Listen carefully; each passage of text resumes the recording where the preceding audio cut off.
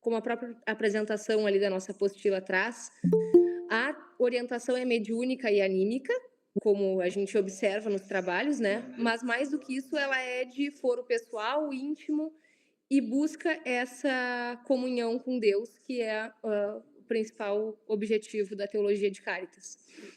Então, a missão da Umbanda de Caritas é auxiliar as pessoas a comungarem com Deus para que possam manifestar o amor fraterno e engajarem no mundo com caridade. A Cátedra da Caritas, que é essa apostila que a gente tem, na verdade é como se fosse uma cadeira mesmo, por isso que a imagem dela ali na primeira folha é de uma cadeira, porque é o assento da teologia, onde ela está escrita e onde a gente vai se sustentar, se firmar, onde a gente vai buscar o conhecimento. Tem ali a mensagem de um mentor amigo, né, da obra, e uma parte que eu gostei bastante, que era que eu queria destacar com vocês, não vou ler tudo para não ficar maçante, para a gente ter um dinamismo mesmo na conversa. Se por acaso eu for indo muito rápido, vocês vão me avisando e a gente vai se ajustando, tá? Mas que diz assim: a melhor guarnição não é outra senão a vacina da maioridade existencial. O amor fraterno é o néctar de poder e invencibilidade que abrilhanta a fronte e o peito daqueles que despertaram para o chamado que o Cristo há 2000 anos já realizara. Ide e curai. Então, quanto mais a gente comungar com Deus, quanto mais a gente manifestar o amor fraterno, mais aparatos a gente vai ter para se movimentar e curar aos outros e a nós mesmos, que é o principal objetivo. Então, a gente vai mergulhando cada vez mais em nós e se aproximando de algo que a gente nunca se afastou. Porque a verdade é que Deus está dentro da gente, está em todas as coisas. Então, é uma ilusão de separatividade. Não há separatividade. Nós somos uma unidade, nós somos o todo, somos Deus expresso. Então, na medida em que a gente vai comungando com Ele, seja através da permanência em Deus, que depois, lá para frente, a gente vai conversar mais, seja através da permanência na presença de Deus, ou simplesmente de uma prática informal, que é no nosso dia a dia, né, a gente conseguir ir aplicando os fundamentos da Umbanda, a gente está se aproximando do que a gente nunca se afastou, que é Deus, e tendo mais meios para se movimentar no mundo de forma caridosa e fraterna, que é o principal objetivo. E depois a gente tem uma mensagem do Caboclo Aurora, que é o Asgug, né? Que eu também separei uma frase que eu gostei bastante. Essas psicografias, é muito interessante que cada um faça a leitura dela completa. E, claro, daí surgindo dúvidas ou não compreendendo alguma coisa, a gente fica à disposição para compartilhar e aprofundar. Eu fui buscando pegar o que eu achava que tinha mais conexão com o que a gente está conversando hoje, mas, obviamente, tudo que está dentro da cátedra é importante. Mas eu amei a última frase que diz assim: votos de um caminho verdadeiro, com o coração verdadeiro, que existe verdadeiramente antes da primeira palavra e sem gesto de inclinação ou rejeição. Estejam protegidos pelo ventre de Maria, pois nessa sina de vida e além vida, aquele que é filho é em verdade o verdadeiro Pai. Então, o coração verdadeiro, que existe verdadeiramente antes da primeira palavra e sem gesto de inclinação ou rejeição, é o que nós somos. Por isso que eu disse que a gente vai buscar algo que a gente, na verdade, nunca se afastou. Porque nós temos a natureza íntima perfeita, porque a gente é filho de Deus. O que falta só é a gente ter lucidez para enxergar isso. E é aí que entra essa teologia. Ela nos traz um passo a passo de como fazer. E aí a ideia é que a gente consiga quinzenalmente ir tocando nela, ponto a ponto, e comungando juntos e compartilhando juntos para a gente ir avançando como um todo, né, na nossa caminhada. Depois a gente tem ali o prefácio que o Paulinho Tata Lobo, né, nos traz, que seria a visão dele de por que a Caritas é importante no mundo. E ele traz que, na verdade, o mundo hoje em dia, ele é de muito sofrimento, muita dor. E às vezes a gente se confunde nesse torpor mental em que a gente vive. Então a gente vive uma solidão, a gente vive o sofrimento e a gente não sabe como lidar, a gente não sabe como se comportar em relação a nós mesmos, em relação ao outro. E a gente precisa de ferramentas para aprender a comungar. Porque senão só dizer, vamos fazer uma prática em Deus. Mas como que eu faço? Eu não sei fazer, não sei como é que se faz. Então a teologia vem para nos ensinar isso.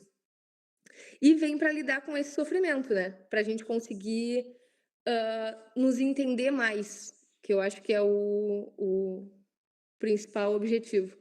E aí ele diz: olha, as maiores e mais profundas enfermidades na nossa terra têm sempre uma causa íntima, com origem em nosso íntimo, na nossa consciência e nas suas sucessivas experiências pretéritas, muitas vezes viciosas, negativas, que produzem efeito negativo na vida, nessa presente e nas futuras.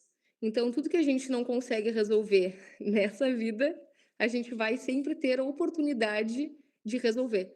Então, talvez hoje a gente esteja vivendo uma oportunidade que a gente já passou por ela várias vezes, em outras encarnações, com outras roupinhas, de outro jeito, e a gente não conseguiu avançar. E a gente está atualmente vivendo num tempo em que essa teologia existe. Então, que a gente consiga, nessa vida, enfrentar as coisas de frente, resolver elas, para que nas próximas seja menos uma coisa para a gente tratar. E assim a gente vai se movimentando em relação ao outro também, as pessoas que chegam. E é por isso que quando a gente está lá tratando no magnetismo, a gente faz empatia magnética e a gente sente o que o outro sente. Porque, na verdade, o outro e nós é a mesma coisa. A base é a mesma. A gente surgiu do mesmo lugar e a gente é feito da mesma coisa. O que muda é que é uma energia materializada ali, no outro, com uma vestimenta, uma aparência, e a energia materializada aqui em mim com outra vestimenta, outra aparência. Mas eu sinto que o outro sente porque ele e eu somos a mesma coisa.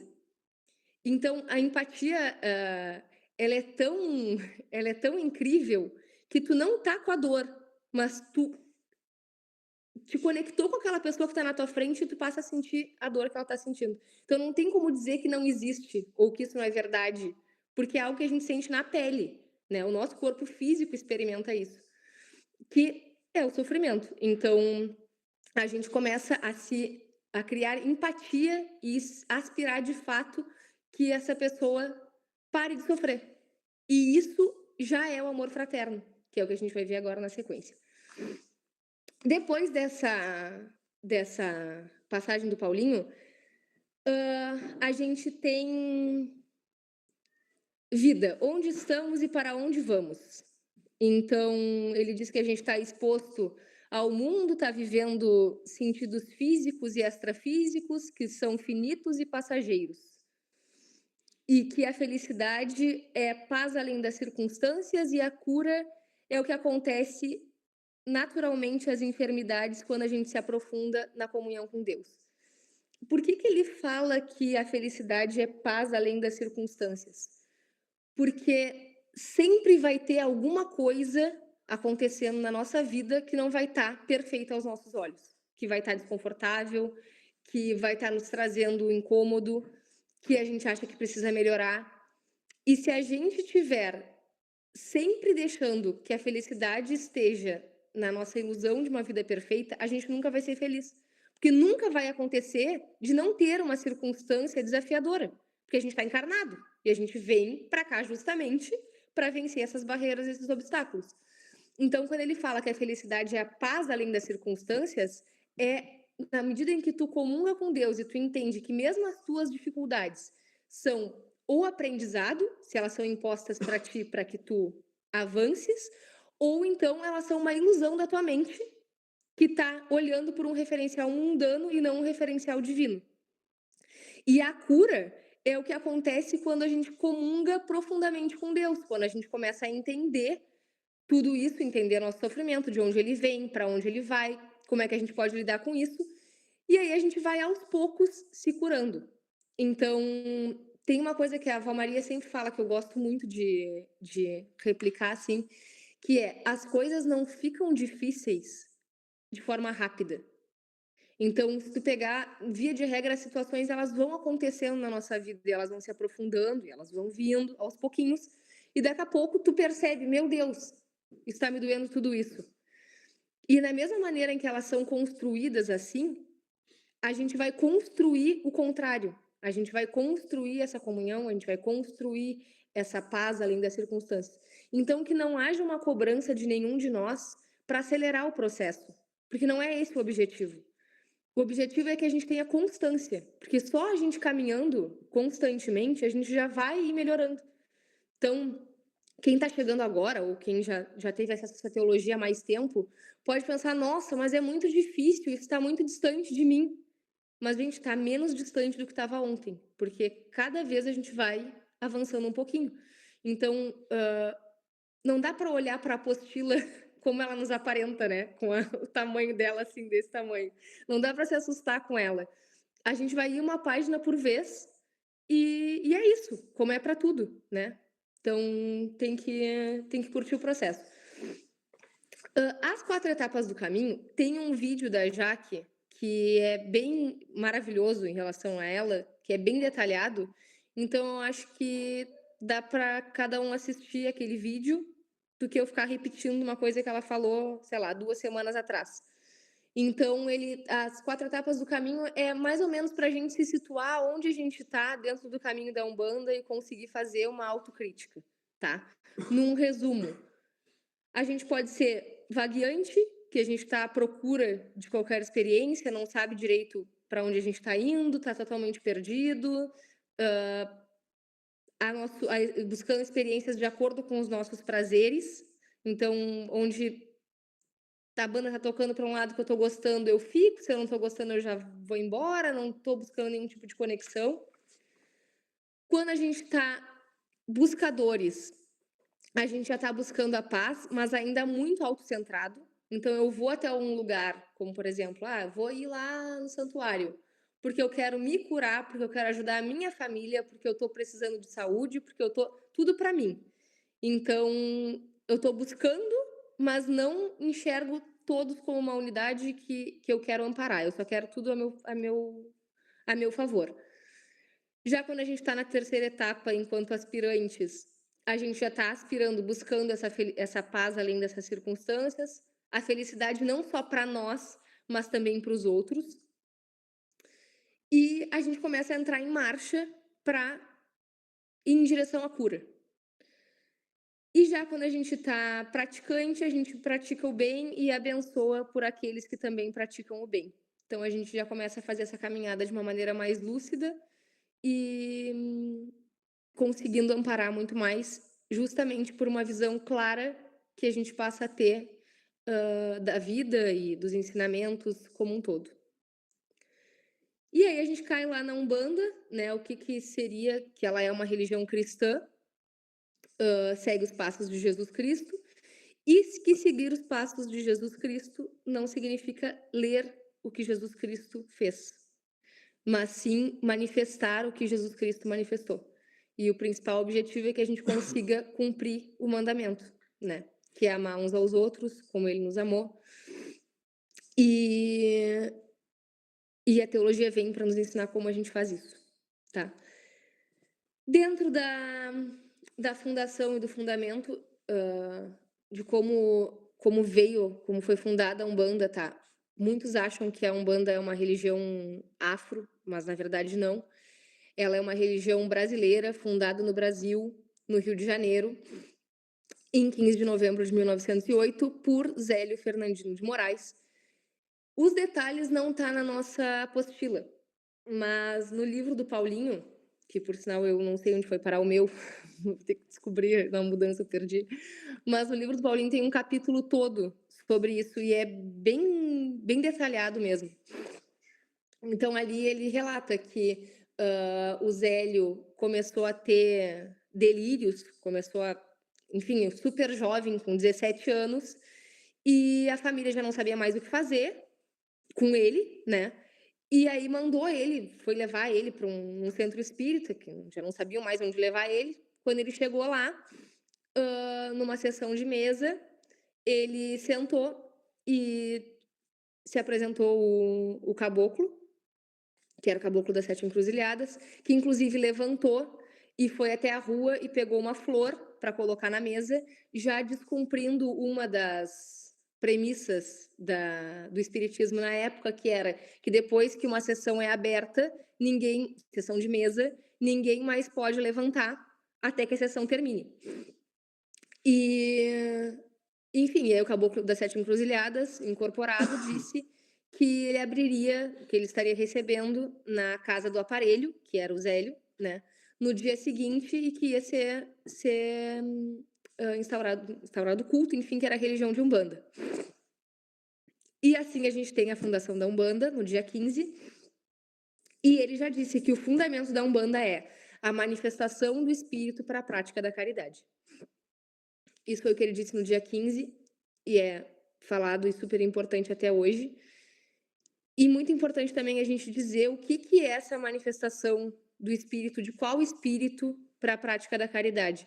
Ele não disse que era um espírito incorporado, ele não disse que era, enfim, é o espírito umbandista, né? Então, o nosso espírito também precisa se manifestar para praticar caridade. A gente não pode simplesmente achar que a gente vai ir para dentro do terreiro, vai ceder, emprestar o nosso corpo e que vai vir o mentor, e ele vai incorporar, e ele vai dar instrução e que a gente vai fazer a nossa parte.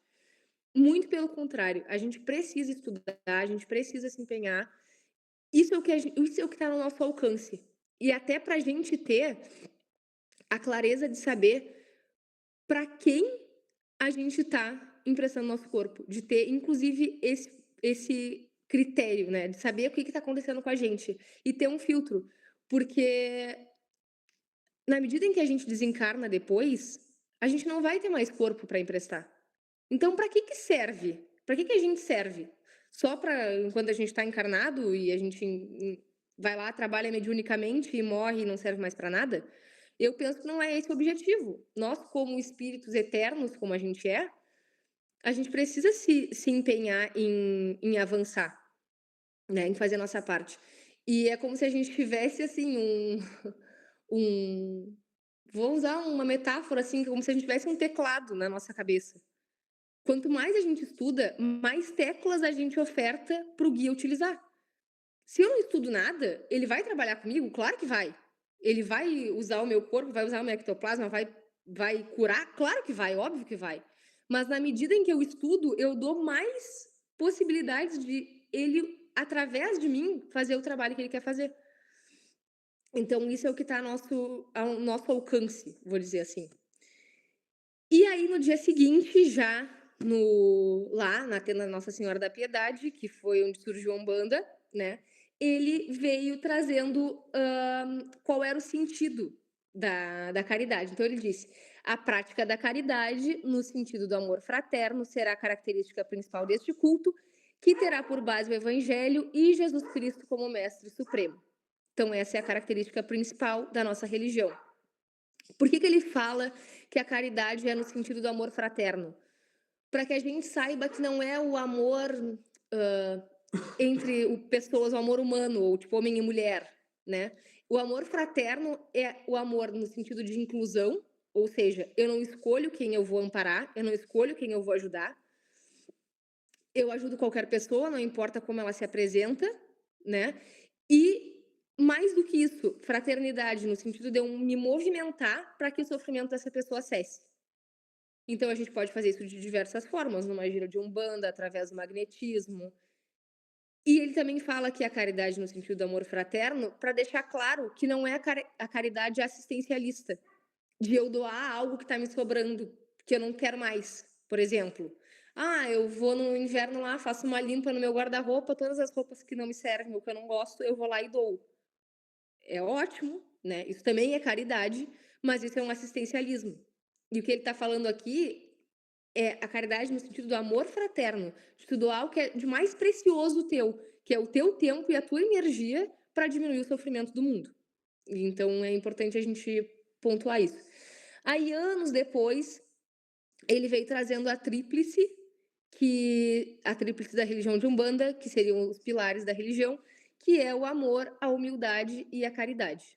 Que isso vai ser bem importante para a gente, que a gente vai tocar nisso mais lá na frente, dentro da teologia, que aí a gente vai ver os tesouros do céu, os tesouros do coração, e como que se pratica o amor, a humildade e a caridade. Então, de início, ele só pontua aqui que seriam essas coisas.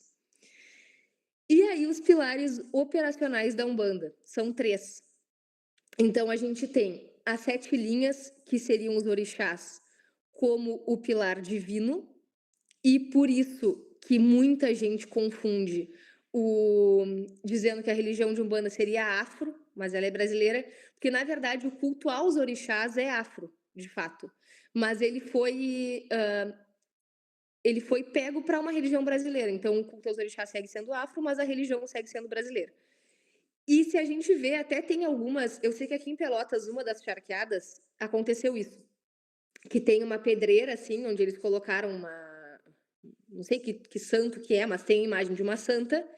E aí, conforme os anos, muitos anos foram passando e foram caindo aquelas pedras por, por baixo. A Chacada de São João, já que está dizendo. Por baixo das pedras tinham várias outras imagens, que na verdade eram os orixás. E por isso que a gente tem o sincretismo religioso, em que a gente fala que, sei lá, Ibeje é Cosme e Damião, que Ogum é São Jorge, porque esse pessoal que veio da África, escravizado para o Brasil, eles cultuavam os orixás. E eles queriam seguir cultuando os orixás. Só que chegou aqui e eles não podiam cultuar os orixás. Então, como é que a gente vai fazer para seguir cultuando quem a gente acredita, mas de uma maneira em que a gente não seja mais torturado ainda? Bom, vamos pegar os santos católicos deles e vamos trazer para a nossa religião. Então, aconteceu isso. Então, eles cultuavam, por exemplo, São Jorge, mas, na verdade, intimamente, eles estavam vendo ali Pai Ogum. Então, houve esse sincretismo religioso, mas, na verdade, o culto era dos orixás, e os orixás são realmente afro, né? E aí a gente tem todas as 7 linhas, que é o que a Jaque está tocando nos outros, em paralelo a esse estudo da cátedra que a gente está fazendo. Então, são 88 orixás, que foram trazidos para nós, mas a gente tem a informação de que, na verdade, são muito mais, né? Tem orixás para absolutamente tudo, mas Pai Benedito entendeu que a gente tinha condições de comungar com 88 e é o que a gente tem hoje, tá? Mas não significa que não tenham outros. Pode sim, com o tempo, a teologia abraçar outros orixás. E essa seria a dimensão divina da religião de Umbanda. As linhas de trabalho são a dimensão estrutural da religião. Então, mais para frente também se especifica cada linha, mas, enfim, a gente tem preto velho, tem caboclo, tem 20 linhas que a teologia trabalha, estuda e estão presentes nas nossas giras. Cada um com a sua especialidade, mas a gente sabe que eles costumam operar em conjunto. Então, em muitos resgates, por exemplo, que se faz dentro do umbral, vai se ter o trabalho do Exu e vai se ter o trabalho do boiadeiro, por exemplo. Foi o que aconteceu na gira passada aqui. A gente estava tendo uma gira de descarrego. O Exu, responsável provavelmente para lidar com a negatividade lá do pessoal lá do umbral, aprisionou. Mas não é a especialidade dele fazer transporte. Então ele não vai fazer. Ele vai chamar alguém para fazer. O boiadeiro pode fazer isso, o cangaceiro pode fazer isso, o marinheiro pode fazer isso. Então, não, por mais que às vezes a gente tenha um trabalho de uma linha, hoje eu trabalho com a linha de esquerda. Não significa que, inclusive, na contraparte, só tenha mentor de esquerda trabalhando. Pelo contrário, eles podem não ter incorporado outras linhas de trabalho, mas eles também estão operando de acordo com a necessidade e com a organização espiritual deles. Então, por isso que se fala que é uma linha, que é a dimensão estrutural, porque eles fazem a coisa acontecer, botam em marcha o trabalho. E a utilização da mediunidade é a dimensão hominal, que é a parte que a gente faz do lado de cá, através da nossa mediunidade, a gente coloca o nosso ectoplasma, coloca o nosso corpo como instrumento para eles, e eles utilizam disso para também fazer a Umbanda acontecer. Então, a gente tem essas 3 estruturas para 3 pilares, né, operacionais da religião de Umbanda. E aí depois já começa a fisiologia do espírito, que eu vou deixar para o nosso próximo encontro, para não ficar muita coisa e eu poder abrir espaço para todo mundo que queira compartilhar alguma coisa ou, enfim, contribuir aí com a nossa videochamada. Tirem seus microfones e conversem comigo, porque eu não gosto de vácuo. Tá chegando coisa aqui. Fala, Bagé, você tá rindo de mim aí, pode falar. Abre teu microfone, que eu tô te vendo. Não, só vou abrir o microfone que foi topzera. Gostei demais hoje. Matasse a pau. Gostou? Que Muito. bom, que bom. Eu também vou abrir o microfone para falar que eu gostei muito e deu para entender bem, Yasmin. Muito obrigada. Ai, que bom. Coisa boa. Fosse bem didática, hein? Professora. Show. Gostei também, muito bom. Como que a gente começa assim? Começa, no caso, a estudar 2, 3 páginas, primeiro ali a parte que tu falou? O que eu acho que seria válido, tá? Daqui a pouco vocês revisarem o que a gente conversou hoje. Tipo, eu Pois fui é, com isso aí. vocês até a página... Até onde começa a fisiologia do espírito, tá? Página 16. Daí, de repente, Ah, daria tá. para até o nosso próximo encontro, tipo, vocês lerem com as palavras do Paulinho. E Tá, aí, então porque no daí caso vocês lê vão ter até a página ficado... 16. Isso, Tá, exatamente. tá, Exatamente. tá, era isso que eu queria saber. Tá. Que daí a gente vai indo juntos. Eu acho que vai ser um jeito bom de estudar. Tá ótimo, tu explicou bem, parabéns. Que bom. Ai, brigadão, adorei. Nossa prof. A gente estava precisando Ó, o mesmo Leandro disso. tá ali, ó, tá estudando também. Isso É. mesmo. Porque ele é uma leitura difícil, né? É. Eu já li e não tinha entendido e dado essas viradas de chave aí que tu deu, muito legal. Muito obrigada. Capaz, a gente vai juntos. E vai ser muito legal a gente estudar a fisiologia do espírito agora, na próxima, porque eu acho que estudando a fisiologia, a gente vai conseguir entender de verdade o que é Deus. Porque, na verdade, assim, quando a gente pensa em fisiologia, é como os nossos corpos se organizam, né? Se a gente tem 7 corpos, que é o que a gente vai ver agora, começando vai ver na próximo encontro, começando do físico, etérico, astral, nananana, quando a gente chega lá no último, é com esse ômega, é corpo espiritual puro, é Deus. Então, se todos nós temos esse último corpo, que é Deus, a nossa base é a mesma. Todo mundo tem a mesma base. Então, em algum momento, a gente se individualizou. E aí a gente chegou nesse corpinho que a gente vê. Mas lá no fundo, a gente saiu de Deus. Então, todo mundo saiu do mesmo lugar, então todo mundo é Deus. E aí a gente consegue entender o que às vezes fica difícil. Porque como Deus não tem característica, é difícil de explicar. A principal característica dele é não ter característica. Então, a gente conseguindo estudar fisiologia, eu acho que a gente vai ir clareando essas coisas. Tô ansiosa já pro próximo encontro, acho que vai ser bem Ai, bom. que legal. Então tá. Beijos. Beijo. Já que quer falar alguma coisa, eu vou virar pro ti aqui. Ai, me botou na fogueira. Oi, Boa Jaque, boa noite, noite. boa noite, boa noite. Eu acho que foi excelente. Eu sou suspeita para falar, né?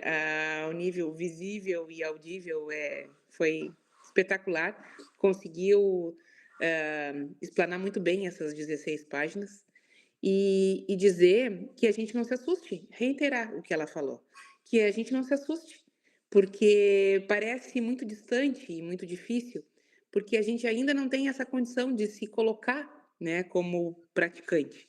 Mas a gente tem que começar em algum momento. E o momento especial é agora.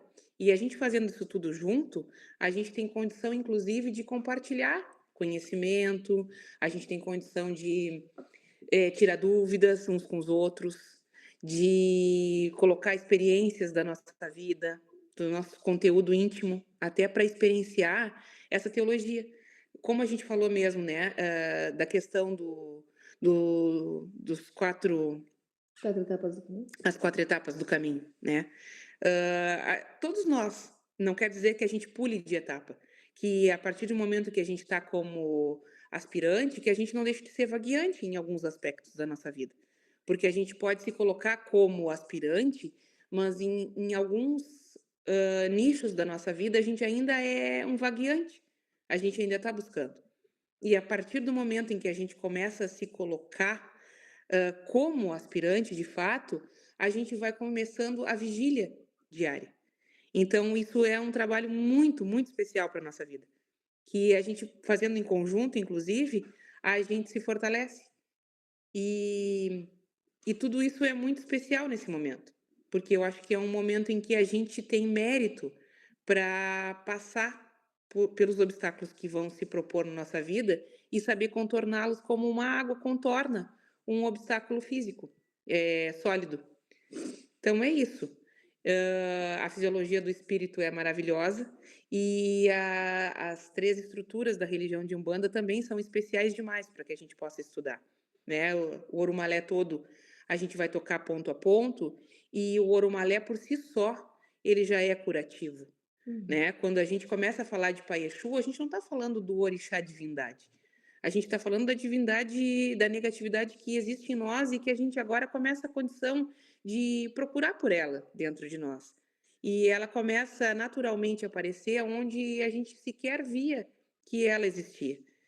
Então, e de Exu adiante, até chegar em Oxalá, né? Que é a manifestação horizontal da fé, sem inclinação, sem rejeição e na horizontalidade, incluindo tudo e todos.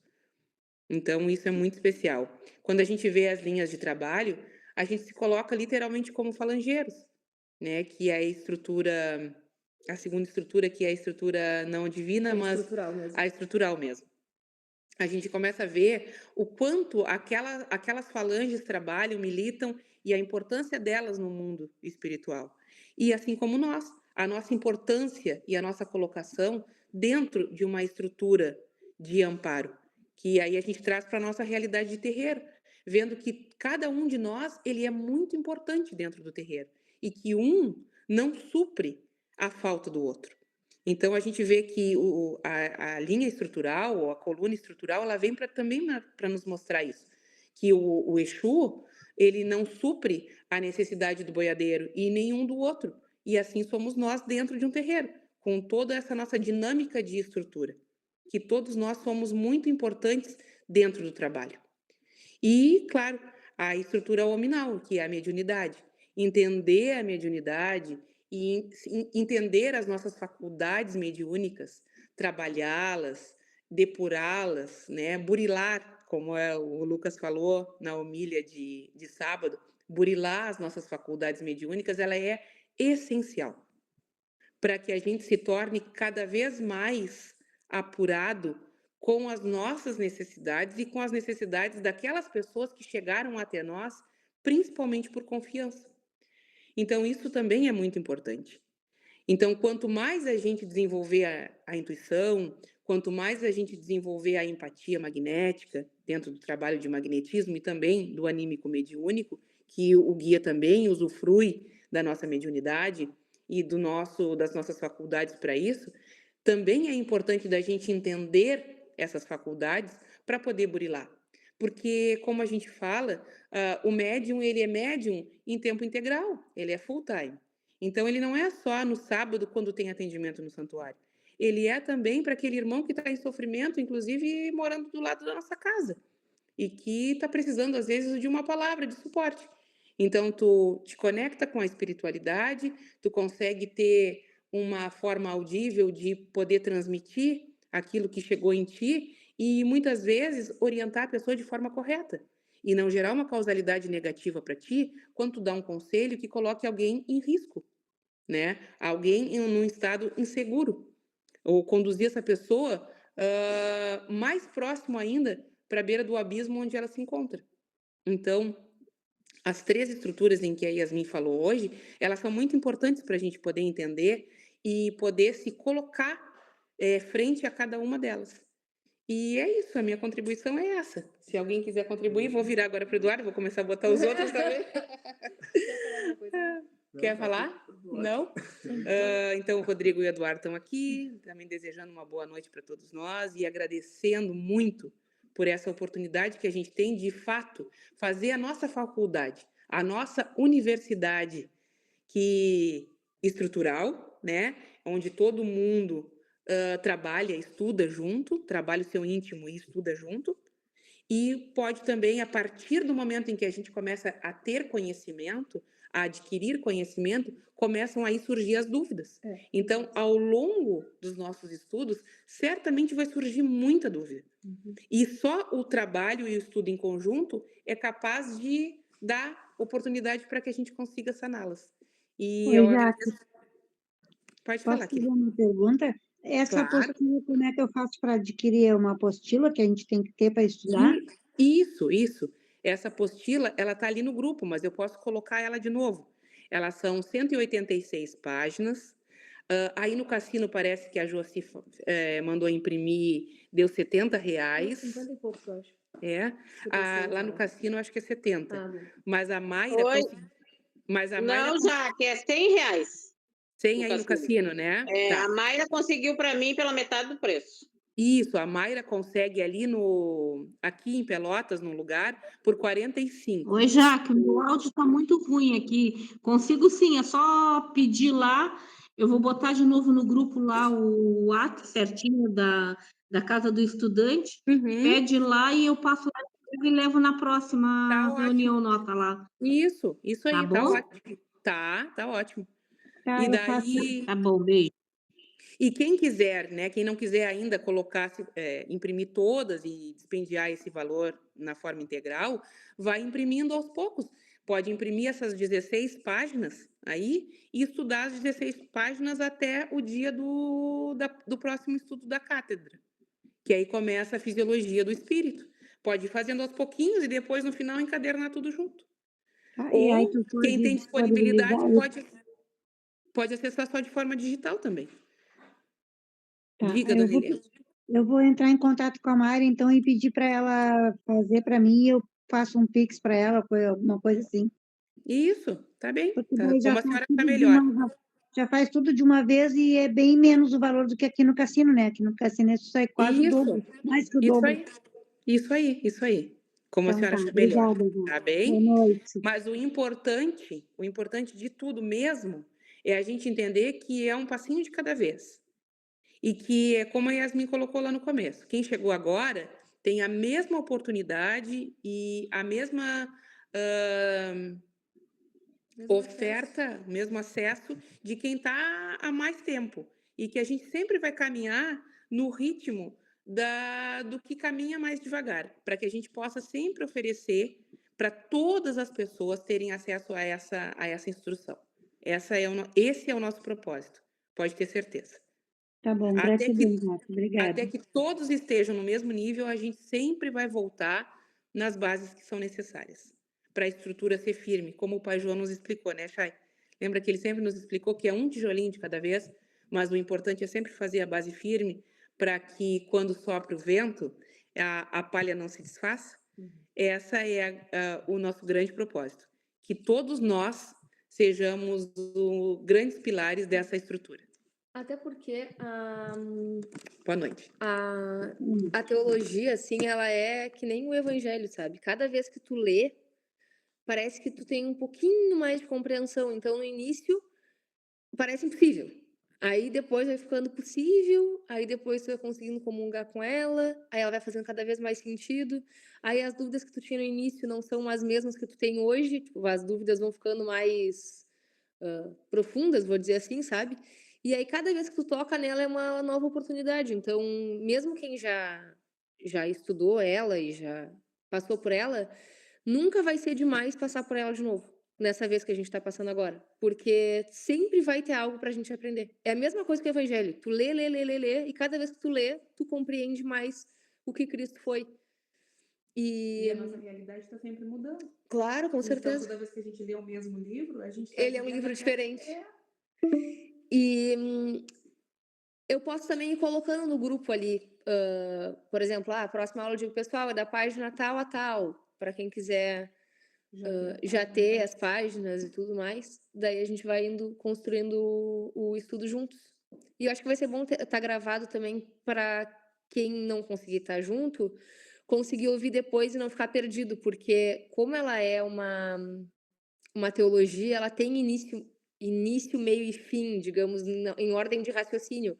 É difícil tu entender Deus, por exemplo, se tu não entendeu a fisiologia, sabe?